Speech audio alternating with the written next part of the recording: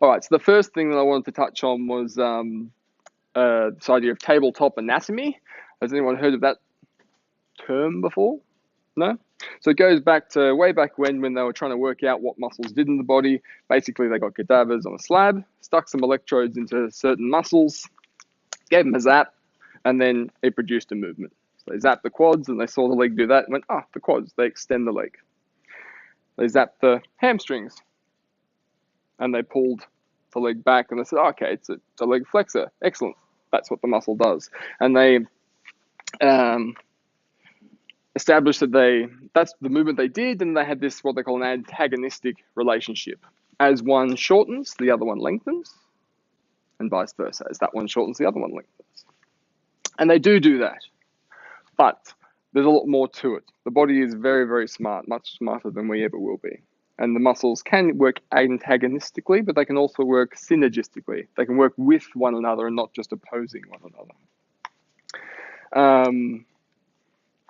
And when we look at gyms these days, a lot of the exercises that people do in the gym tend to be based on this older tabletop anatomy sort of thing. So things like, like tricep push downs and isolated movements where you're just looking at one range of motion through a joint and looking at one muscle. And so this can be good if you have a specific goal in mind. For example, an obvious one is like bodybuilding or something like that, where you're trying to produce a lot of growth in a singular muscle. But for a lot of us, that's not actually what we're after. So there can be better ways to do it. And if we're looking at gyms as a thing, they were created back when the Industrial Revolution was on. So if you actually took someone from a few hundred years ago and then brought them into the gym and they went, "What the hell is this place?" they'd probably realize it all looks very mechanized. The movements that people are doing, the same repetitive movement over and over and over again. And that's not typically the way that we function, that we move. We're training the body to do these certain movements. That's all well and good in the gym. But as soon as we leave the gym, we move completely differently. We don't move with this antagonistic relationship of one muscle working or lengthening while the other shortens. It's more of a synergistic approach. So just a quick example, and I'll use the one that I've already given with that hamstring and quad doing this movement. When your leg is in the air, yes, that's exactly what it does. So if you're out here doing a leg extension or a hamstring curl, then that's what you're doing. You're using those muscles to produce that movement. If you're doing a squat with both your feet on the ground, as you're going into that movement, you might think, yes, this muscle is stretching over the top of the knee, brilliant. And this muscle here behind the knee is shortening. But the hamstrings actually connect over the hip as well. And so because they are biarticulate, both muscles are actually stretching and lengthening as you're going down to a squat. And then they both contract to produce that movement. So you might see from that example how there's a bit of a disconnect. You come into the gym, let's use this muscle to do this all the time, shorten it, strengthen it. Let's use this muscle to shorten and strengthen it, working opposingly. But then I'm going to go and walk and do other things where they have to function together. We've kind of just told it not to do that by coming into the gym. Well, not by coming into the gym, by doing those exercises on the machines. Okay. Another good example is for core. So I'm going to get you to stand up. I'm going to try and get you to stand up a few times because sitting is evil, or staying still is evil.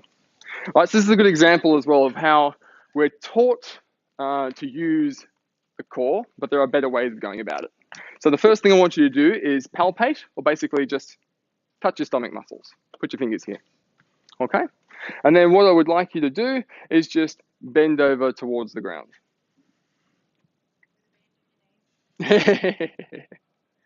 And then back up. Okay, and actually, I should probably rephrase that because I always tell people to hinge at the hip and protect their back and that sort of thing. You can actually flex your spine for this one. You can round your back for this. This is fine. And then come back up. Okay? Did anyone feel their core activating doing that? Did they feel their muscles tighten, or did it just stay the way it was? Most of the way it was. Yeah? Which is what it should have been. If you were just relaxed, that's what should have happened. Okay? But when we're taught about core exercises and, well, what do you think of as a core exercise? Or someone wants to get a six-pack, what do? Sit-ups. They get down here and they do this. Because this is what this muscle does. It's a core flexor. Which means it should have been working when we did this, when we flexed. But it didn't. So what did work? You can guess if you want. Any ideas? No? So gravity, no? Go? No? Well, they certainly were lengthening as you were doing that, for sure. But actually gravity did that movement for free. Gravity pulled us down to that movement. So why would our body expend energy and use muscles when it doesn't have to? The body's very smart. It gets we get told the body is lazy. You may have heard that before. The human body is lazy. I think it's an inaccurate statement. The body is very efficient, and it will never expend energy unless it has to. Okay? Now, another example. Everyone puts their, go both arms up into the ceiling. And then lean back, reaching overhead, as far as you feel comfortable to. Now, with your left arm, palpate those same stomach muscles. Does that feel hard now? Firm? Can I move away from Amy? Now, turn those muscles off. You can't. Exactly, you can't. That's how a core functions, how it should function. Through movement and providing the right training stimulus, your body operates automatically. It's the way it should. I have a 3-year-old son. He's learning to walk, he's learning to jump, he's learning to do all these things. Do you think in his own little mind he's actually saying, squeeze your butt, tighten your core, do this, do all this stuff? No. Yes. No, he's just thinking trains. He just moves. It's all automatic, and that's the way it should be. So, people think, I've got to build my core and build this six-pack. I want to do all this movement to shorten these muscles. And yes, if you want to get a six-pack, training these muscles will help them show through. People are interested in these ones because they're the ones closest to the surface and you can actually see them. But if you actually want core strength, then you want to be elongating and stretching and moving in all different directions to help build that core unit and that core strength, because that's how it actually functions. That's how we actually use it.